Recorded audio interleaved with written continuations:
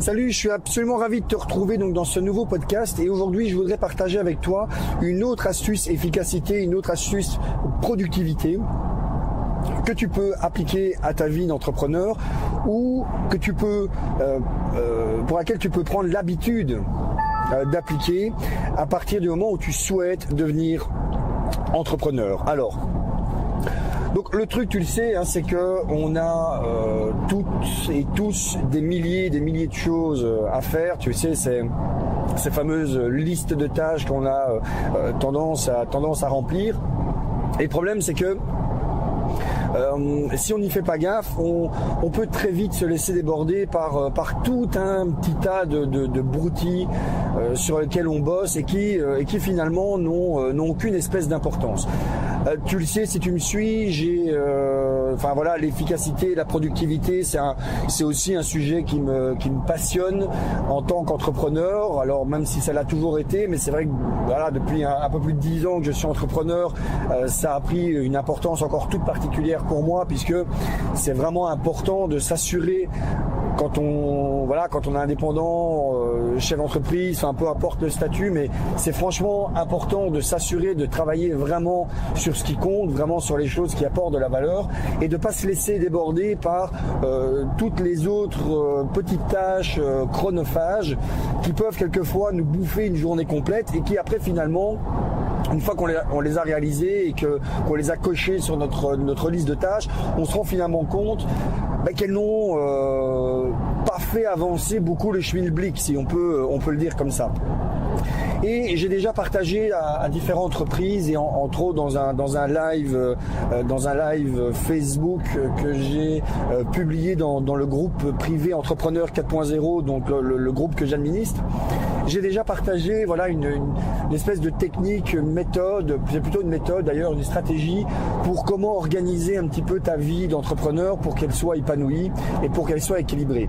Et aujourd'hui, ce que je voudrais voir avec toi, c'est une autre, et là c'est plus effectivement aussi une technique concrète que tu peux appliquer dès maintenant pour tout simplement t'assurer de bosser et de planifier en premier les choses qui ont vraiment une importance cruciale dans ta vie et dans ton business, les choses vraiment prioritaires qui vont apporter de la valeur à ton business ou apporter de la valeur à tes clients, apporter de la valeur à ta vie, et de vraiment travailler sur ces choses-là en premier.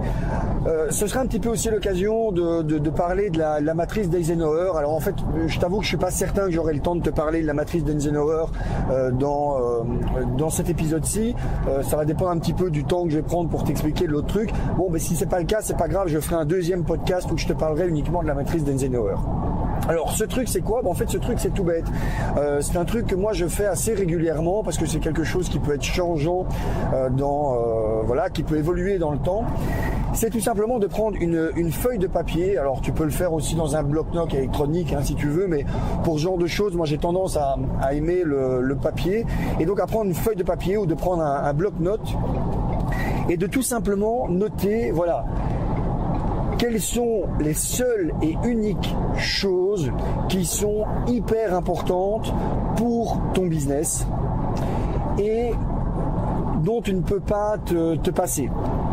Et au contraire, donc je parle pas ici, tu vois, de tâches, mais vraiment de choses à réaliser, de choses pour lesquelles tu dois consacrer du temps et qui apportent un véritable plus à ton business, qui apporte une véritable valeur à ton business et de laisser, on va dire, tomber le reste. Et donc, de te concentrer dans un premier temps. Alors c'est pour ça que je te conseille de ne pas prendre une trop grande feuille. Moi ça m'arrive quelquefois même de faire ça sur un bout de papier pour quelque part me forcer à écrire vraiment les choses essentielles. Parce que si tu commences à avoir un bloc-notes où tu as 100 pages ou un bloc-notes électronique où tu as toute la place que tu veux, tu auras peut-être tendance à commencer à écrire des tonnes et des tonnes et des tonnes de choses. Et plus tu vas écrire de choses, plus finalement tu vas écrire des choses qui ne seront pas forcément essentielles. Tandis que si tu n'as pas beaucoup de place, tu vas être obligé vraiment de te concentrer sur les choses essentielles. Et tu notes vraiment ces choses-là. Alors par exemple, pour te donner un exemple, moi, une chose essentielle pour avancer dans mon business, c'est de prévoir 1 heure par jour pour réécrire des pages de vente. Alors ça paraît con, mais voilà, c'est une technique qui est utilisée par les plus grands copywriters depuis depuis la nuit des temps, enfin en tout cas depuis que l'écriture publicitaire existe. C'est tout simplement de faire cet exercice de réécrire à la main les meilleures pages de vente, celles qui ont le mieux marché. Alors c'est pas dans le but après de les plagier, de les copier, voilà, mais c'est tout simplement c'est une technique vraiment toute bête qui permet de s'imprégner, on va dire, des méthodes qui fonctionnent, qui ont fonctionné en copywriting. Moi, c'est quelque chose qui est hyper important dans mon business puisque une partie de mon business, c'est de faire du copywriting.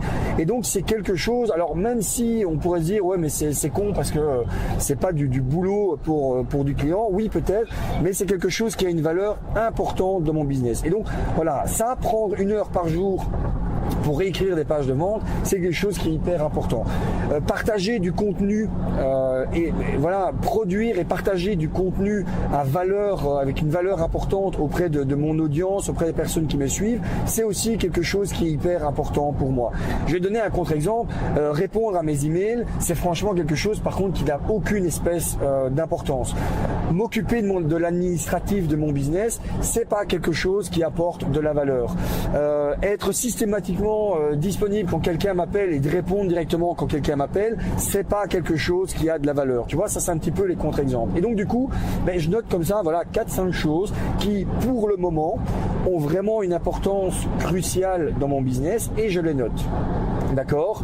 Une fois que c'est noté, et une fois que tu as noté ces 4-5 choses, 6 éventuellement, choses hyper importantes pour ton business, une fois que tu les as notées, moi ce que je te conseille, c'est de les planifier en premier, de les planifier ces choses en premier dans ton planning. Donc de faire en sorte de d'abord remplir ton planning avec ces choses primordiales. Donc si moi, une chose primordiale, c'est de prendre 1 heure de mon temps par jour pour réécrire des pages de vente, je planifie ça dans mon agenda. Je bloque du temps pour ça. Et tu bloques du temps pour toutes ces choses qui sont hyper importantes. D'accord ? Et une fois que ce temps-là est bloqué, je dirais tout le reste, donc qui est un peu plus accessoire, tu le fais en dehors de ces plages de temps.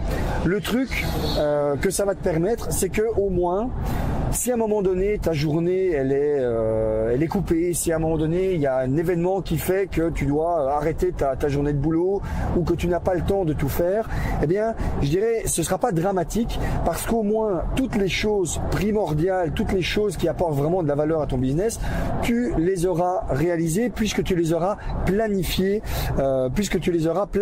en premier dans ton agenda, d'accord, tu vois.